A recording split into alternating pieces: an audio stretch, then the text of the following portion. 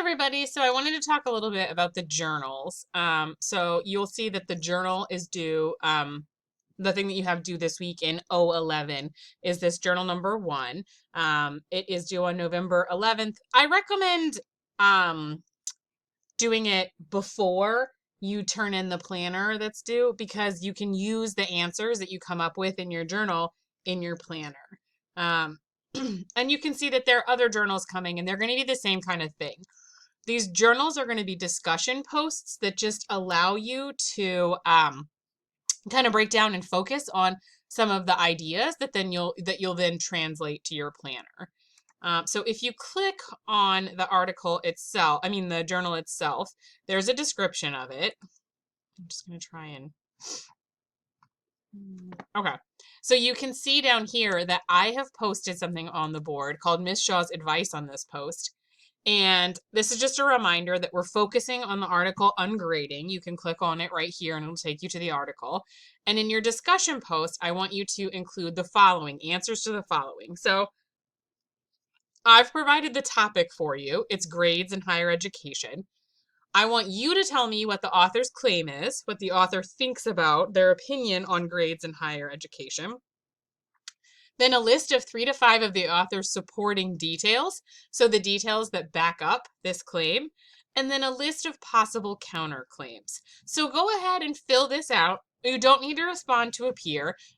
You can just post these 3 things, 1, 2, 3, and then you can use them in the actual, when you're going to fill out part 1 of the critical evaluation planner, you'll see that the topic is grades in higher education.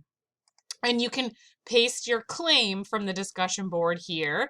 You can bring over your main points from the article and then your counter arguments because this is just breaking it down. So you get credit over here and then you can translate it over to the other planner. So that's just a little bit about what I want you to do with that. And I thought that this would be a nice opportunity.